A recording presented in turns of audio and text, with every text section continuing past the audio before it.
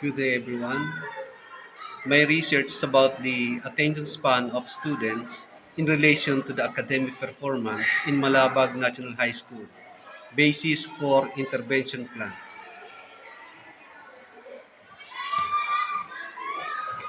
The proponents, the main proponents, PVC Vicente Jr., Teacher 3, and Mr. Marvin A. Celestino, Teacher 1.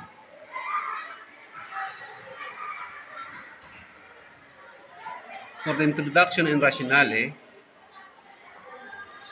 attention plays a significant role in the academic performance of every student. It is the first step in understanding and learning. Through attentive listening, one can easily comprehend the thought of other person. Through attentive listening, one can give better suggestion or one can give solution on a certain problem. Attention is the best way to understand other people. Giving attention to other creates better relationship. As a student, attention to teachers provides way to understand the topic being discussed inside the classroom. It makes students understand easily most of the important information that a teacher shares during class hour. If a student can easily understand the topic, they can productive inside the classroom, thus resulting to a better academic performance.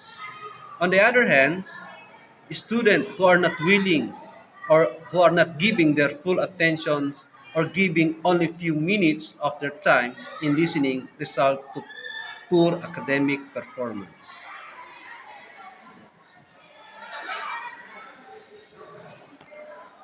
Attention represents a core cognitive activity.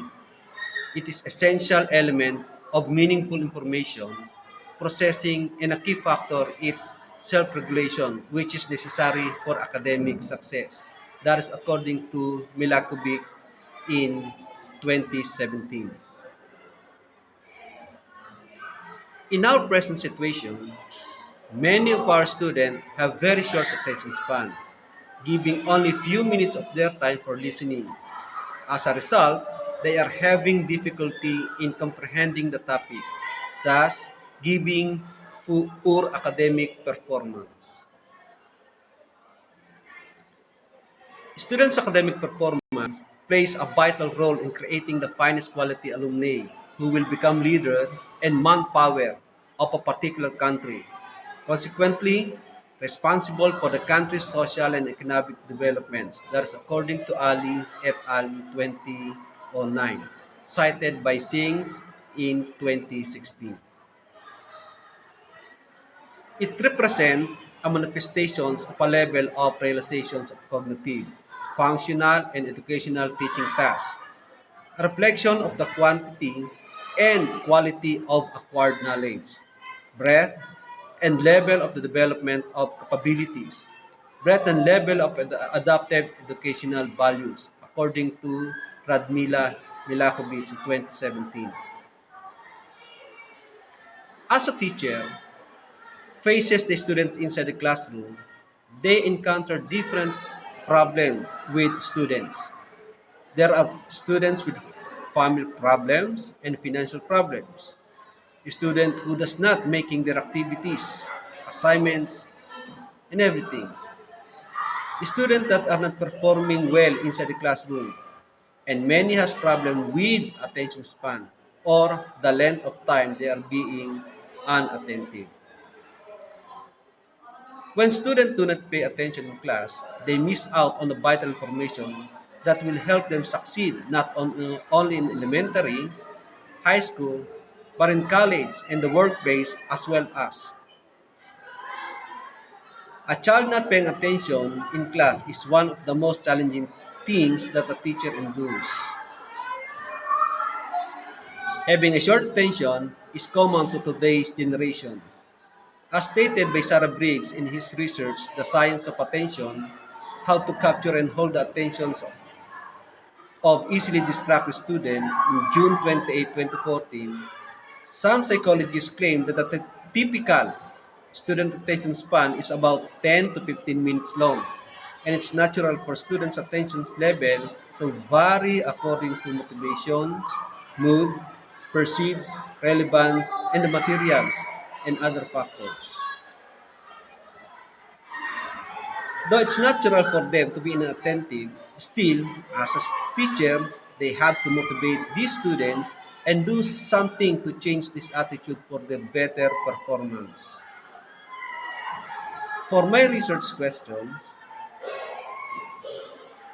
this paper will attempt to answer specific questions such as what is the attention span of the students in mathematics? What is the academic performance of grade 8 and grade 9 students in mathematics? Is there any significant relationship between the attention span and academic performance of grade 8 and grade 9 students in mathematics? And what action plan to be made to improve the academic performance of the students in mathematics? For the scope and limitation, this research will focus on the relationship between attention span and academic performance in mathematics of grade 8 and grade 10 students of Malabag National High School, Municipality of Silang, Division of Cavite. The respondents of the research are 65 males and 60 females. The findings can be used as a basis in developing reinforcement or intervention plan.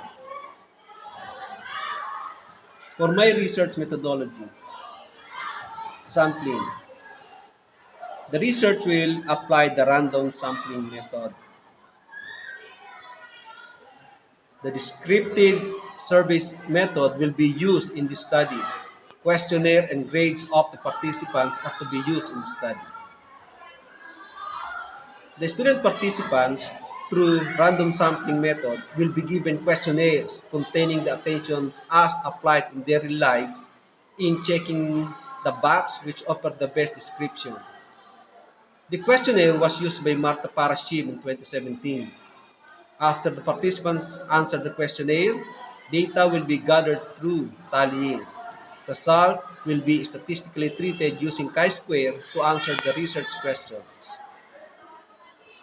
In case of the academic performance, average and weighted mean of the participants' first quarter grades will be determined.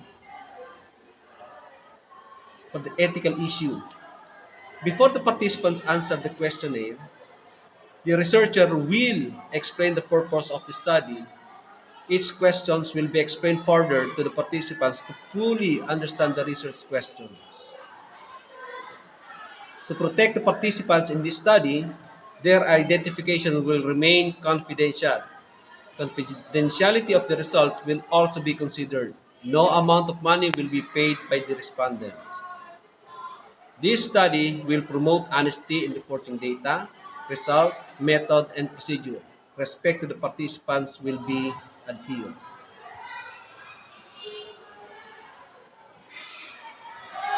To achieve the result of the study, answers of the participants will be tallied.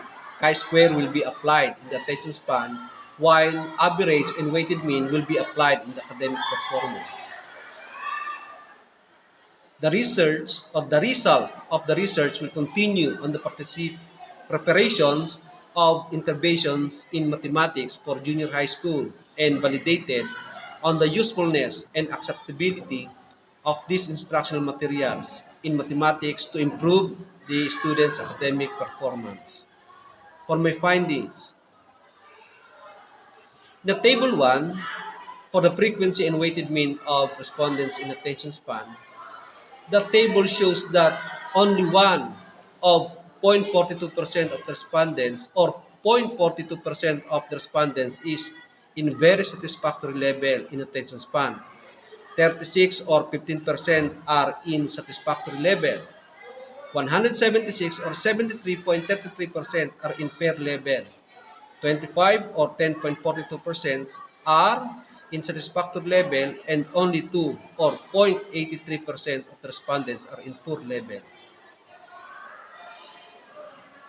For the frequency, mean SD, and level performance and academic performance as shown in table 2, as you can see, mean is in satisfactory level, which is 81.43, and standard deviations of 4.21.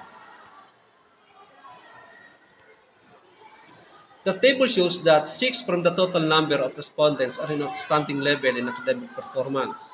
63 are in very satisfactory level, 86 are in satisfactory level, 85 are in fair level, and none of the respondents are in poor level. The computed mean is 81.43 with a description of satisfactory. The computed standard deviations of 4.21 shows a heterogeneous group.